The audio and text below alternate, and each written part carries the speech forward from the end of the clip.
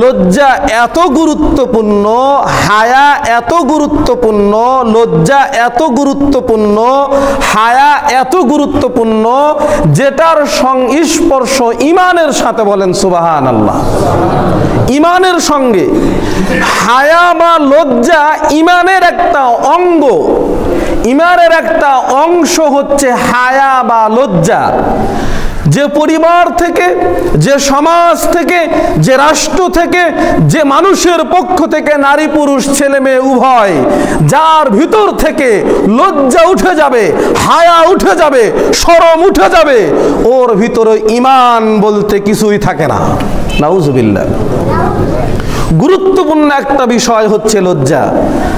আজকে আমাদের সমাজ, আমাদের পরিবার, আমাদের আহাল, আমাদের এলাকা, পুরো দেশ লজ্জাহীনতার ভিতরে নিমজ্জিত, বেহায়ার ভিতরে নিমজ্জিত, বেশরমের ভিতরে আক্রান্ত হয়ে পড়েছি আমরা।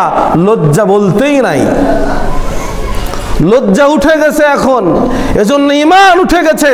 মানুষ দোয়া করলে সেই দোয়া কবুল হচ্ছে না, কেন? লজ্জা নাই। তাই লজ্জা ঈমানের একটা অঙ্গ। লজ্জা গুরুত্বপূর্ণ একটা বিষয়। একটা মানুষ ততক্ষণ পর্যন্ত নিরাপদ থাকতে পারে, একটা মানুষ ততক্ষণ পর্যন্ত সচ্চরিত্র থাকতে পারে, একটা মানুষ ততক্ষণ পর্যন্ত ভালো থাকতে পারে, একটা মানুষ ততক্ষণ পর্যন্ত সাদা কাপড়ের মতো স্বচ্ছ পরিষ্কার থাকতে পারে, যতক্ষণ পর্যন্ত তার ভিতরে ঈমান তথা লজ্জা এবং হায়া থাকে। হায়া যখন উঠে যায়, লজ্জা যখন উঠে যায়, শরম যখন উঠে যায়, বিশ্বনবী মুহাম্মদ সাল্লাল্লাহু আলাইহি ওয়াসাল্লাম বলেছেন, তার ভিতর থেকে ঈমান পর্যন্ত উঠে যায়। গুরুত্বপূর্ণ একটা বিষয় লজ্জা বা হায়া। আপনার লজ্জা আছে, আপনি সব জায়গায় সব কাজ করতে পারবেন? পারবেন? লজ্জা থাকলে, শরম থাকলে, হায়া থাকলে সব কাজ, সব কথা, সব কর্ম সব জায়গাতে করা যাবে। কিন্তু যার লজ্জা নাই, যার হায়া নাই, যার শরম নাই, যে বেশরমা, যে বেহায়া, যে বেহাল্লালা, এর জন্য কোনো জায়গায় কোনো কাজ করতে বাধা নাই। বলেন ঠিক কিনা? এই জন্য শরমওয়ালা মানুষ হতে হবে, লজ্জাশীল হতে হবে, হায়াওয়ালা মানুষ হতে হবে, নারী কিংবা পুরুষ। সম্মানিত প্রিয় মুসল্লিয়ান কেরাম, বিশ্বনবী মুহাম্মদুর রাসূলুল্লাহ সাল্লাল্লাহু আলাইহি ওয়াসাল্লাম বলেছেন, আবু হুরায়রা রাদিয়াল্লাহু তাআলা আনহু থেকে বর্ণিত, হাদিসটি বুখারী এবং মুসলিমের হাদিস। হাদিসটি মিশকাতে পাওয়া যাবে 5 নম্বর হাদিস। আল ঈমানু বিদউন ওয়া সাবউনা শুবাতান, ঈমানের 70-এর অধিক শাখা প্রশাখা রয়েছে। ঈমানের 70-এর অধিক শাখা প্রশাখা রয়েছে। ফাআফযালুহা কাউলু লা ইলাহা ইল্লাল্লাহ, ঈমানের 70-এর অধিক যেই শাখা প্রশাখাগুলো রয়েছে, সর্বোত্তম শাখা হচ্ছে এই বলে সাক্ষ্য দেওয়া, লা ইলাহা ইল্লাল্লাহ, আল্লাহ ছাড়া হক বা সত্য কোনো ইলাহ নেই। এটা হচ্ছে সর্বোত্তম শাখা, সবচেয়ে বড় শাখা, সবচেয়ে গুরুত্বপূর্ণ শাখা হচ্ছে লা ইলাহা ইল্লাল্লাহ। এটা হচ্ছে ঈমানের সর্বোত্তম শাখা। তথা ঈমান আনয়ন করতে হলে, মুসলিম হতে হলে, আল্লাহ রাব্বুল আলামিনের কাছে আত্মসমর্পণকারী হতে হলে এই কথার সাক্ষ্য দেওয়ার বিকল্প কিছু নাই। তা হচ্ছে এই কথার উপরই বিশ্বাস স্থাপন করতে হবে যে আল্লাহ ছাড়া সত্য কোনো মাবুদ, সত্য কোনো ইলাহ নাই। লা ইলাহা ইল্লাল্লাহ।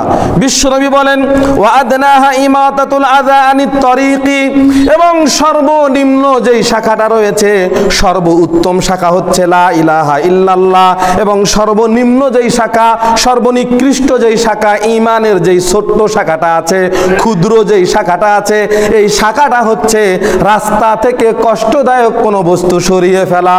সুবহানাল্লাহ।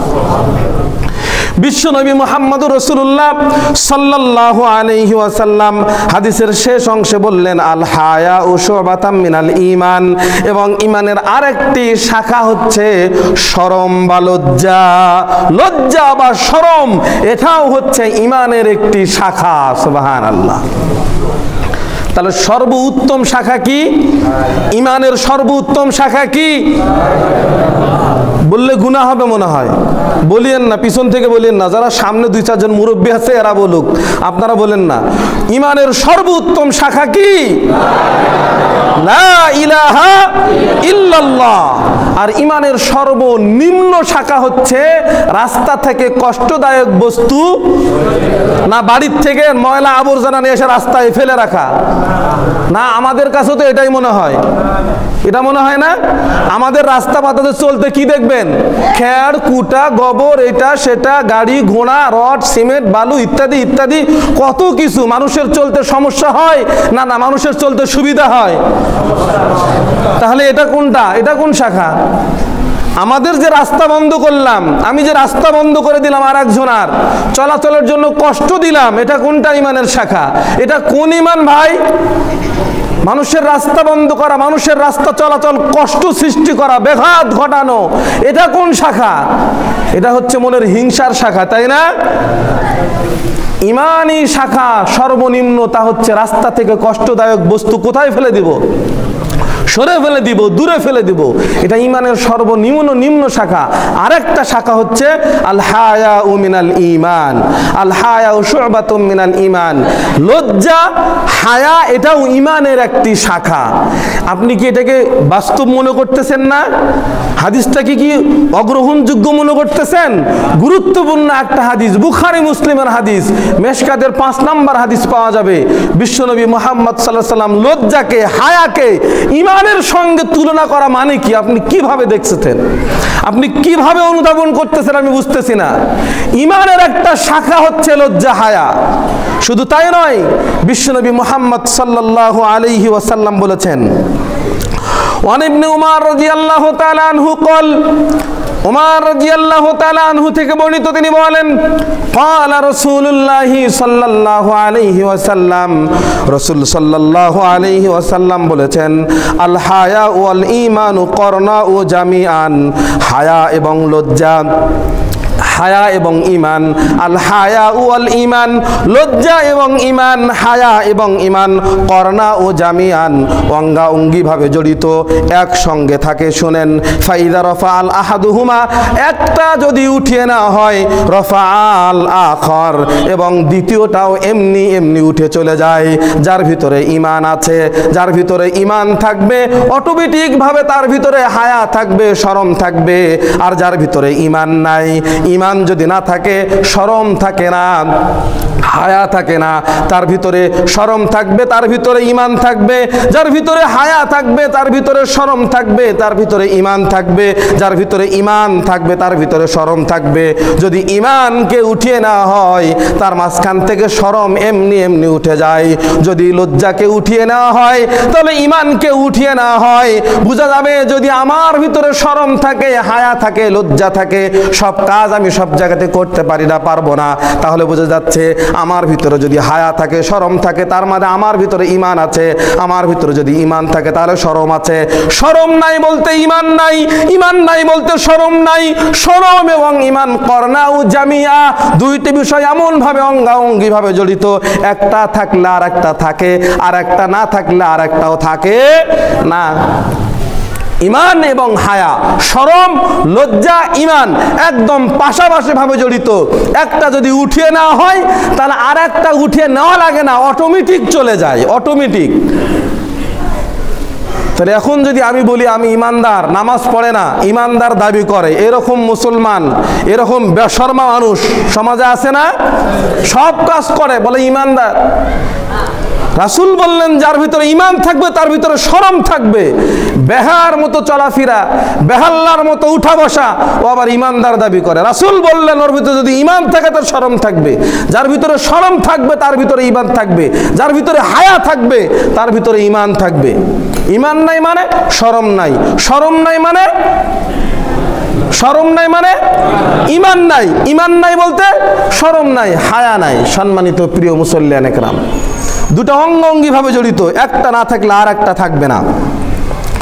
বিশ্বনবী মুহাম্মদ সাল্লাল্লাহু আলাইহি ওয়াসাল্লাম আরো বলেন, عن أبي أمامة البهلي رضي الله تعالى عنه قال قال رسول الله صلى الله عليه وسلم الحياء والإي شعبتان من الإيمان والبذاء والبيان شعبتان من النفاق আবু উমামাত আল বাহলি রাদিয়াল্লাহু তাআলা আনহু থেকে বর্ণিত, তিনি বলেছেন বিশ্বনবী মুহাম্মদ সাল্লাল্লাহু আলাইহি ওয়াসাল্লাম বলেন আল হায়া ওয়াল ইয়ু শুবাতানি মিনাল ঈমান, লজ্জা হচ্ছে অল্প কথা বলা। অল্প যারা কথা বলে তাদের ভিতরে লজ্জা আছে। অল্প কথা বলা ঈমানের একটি শাখা, অল্প কথা বলা ঈমানের একটি শাখা। ঈমানের একটি শাখা হচ্ছে অল্প কথা বলা। ফাইদা রুফিয়া অল বাযা ওয়াল বায়ানু শুবাতানি মিনান নিফাক, এবং অশ্লীল কথা বলা, বাকপটুতা, বাচালতা হচ্ছে মুনাফিকের শাখা। বেশি বেশি কথা বলে, বেশি বেশি পেঁচাল পারে, কথা বলে অযথা, যে কথার কোনো মূল্য নাই, এইরকম মানুষের আচরণ হচ্ছে নিফাকি আচরণ, মুনাফিকি আচরণ। আর অল্প কথা বলা এটা লজ্জাশীলতার পরিচয়। বেশি কথা বললে আপনার দোষ ত্রুটি বেশি উন্মুক্ত হবে। বেশি কথা বললে মানুষ, আসলে আপনি মনে করতেছেন যে বেশি কথা বললে মনে হয় মানুষ আমাকে ভালোবাসে, সব জায়গাতে কথা বলতে পারেন, মনে হয় যে আপনি খুব দামি মানুষ, কিন্তু আসলে আপনাকে মানুষ সবচেয়ে নিকৃষ্ট মনে করে। যেই মানুষটা সমাজে খুব কম কথা বলে, যেখানে কথা বলার প্রয়োজন সেখানে বলে, যেখানে কথা বলার প্রয়োজন নাই বলে না, ওই মানুষটার দাম, মূল্য, সম্মান সবচেয়ে বেশি। বলেন ঠিক কিনা? কারণ প্রয়োজনে কথা বলে, অপ্রয়োজনে বলে না। আর তুমি প্রয়োজনেও বলো, অপ্রয়োজনেও বলো, জাগাতে কথা বলা লাগলেও বলো, না লাগলেও বলো, এগুলো উচিত নয়, এগুলো ঠিক নয়। কারণ অল্প কথা বলা হচ্ছে ঈমানের একটি শাখা। অল্প কথা বলতে হবে। বাচাল বেশি কথা বলা, আজে বাজে কথা বলা, তাতে মিথ্যা কথা বেশি বেরিয়ে চলে আসবে অনেক সময়। এজন্য যত কথা কম বলা যায় তাতে হিসাবও কম হবে। সম্মানিত প্রিয় মুসল্লিয়ানে কেরাম, লজ্জা, অল্প কথা বলা এটাও একটা বিষয়। আন যায়েদ ইবনে তালহা রাদিয়াল্লাহু তাআলা আনহু قال যায়েদ ইবনে তালহা রাদিয়াল্লাহু তাআলা আনহু বলেন قال رسول الله صلى الله عليه وسلم, রাসূল সাল্লাল্লাহু আলাইহি ওয়াসাল্লাম বলেছেন ইন্না লিকুল্লি দীনি খুলুকান ওয়া খুলুকাল ইসলামি আল হায়া, প্রত্যেকটা দিনের একটা বিশেষ স্বভাব রয়েছে, প্রত্যেকটা ধর্মের বিভিন্ন স্বভাব রয়েছে, শিষ্টাচারিতা রয়েছে, খুলুক রয়েছে, চরিত্র রয়েছে।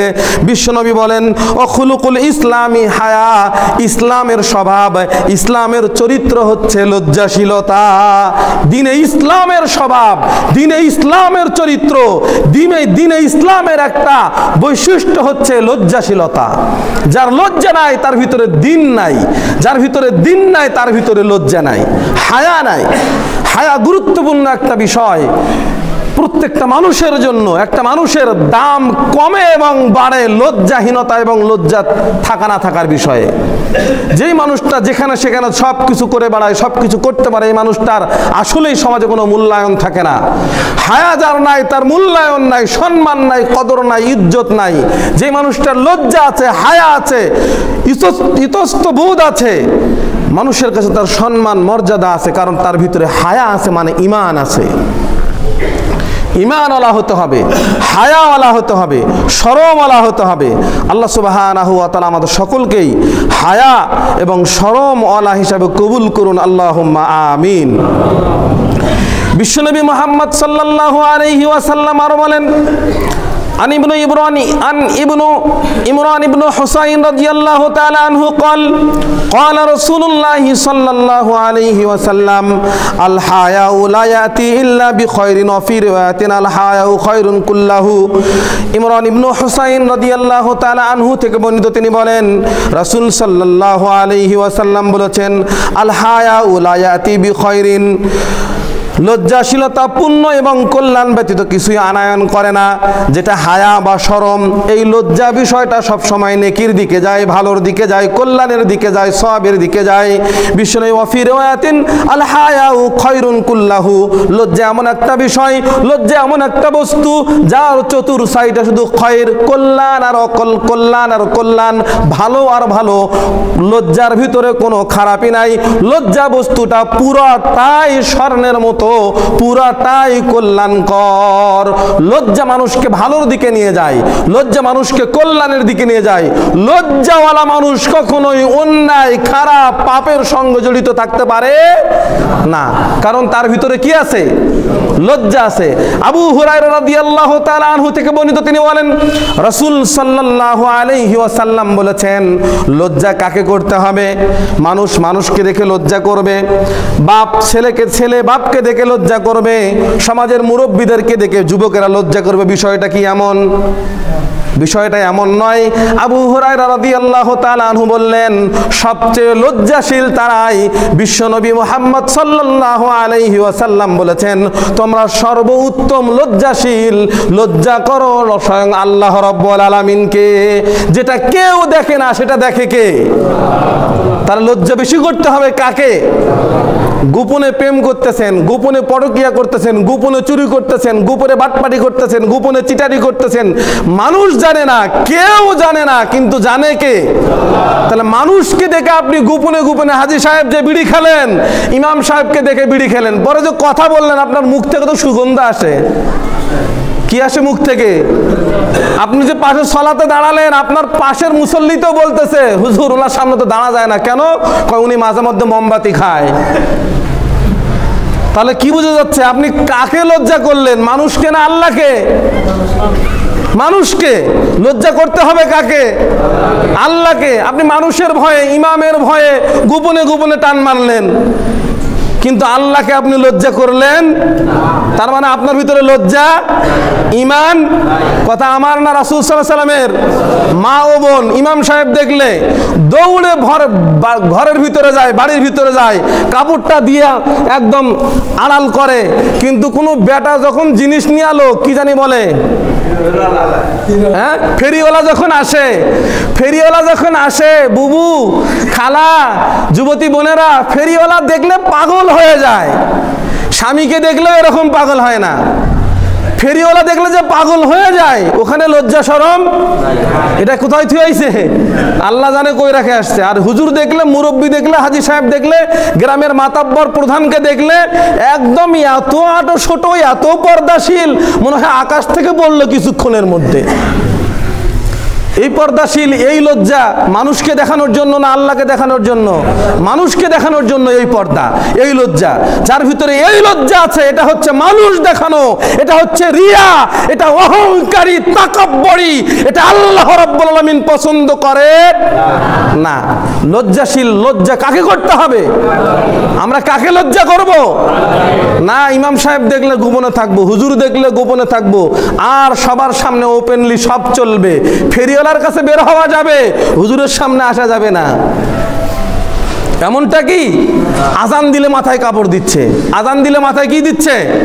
কাপড় দিচ্ছে, ঘুমটা দিচ্ছে, সারাদিন অর্ধনগ্ন অবস্থায় ঘোরাফেরা করছে। যখন মুয়াজ্জিন বলছে আল্লাহু আকবার, বা মাইকে একটা টোকা মারছে, টন টন সাউন্ড হলো, অথবা মাইকে ফু দিল, ভর ভর সাউন্ড হয়ে গেল, তখনই মাথায় কাপড় দিচ্ছে, একদম কাপড় চোপড় সুন্দর করে নিতেছে।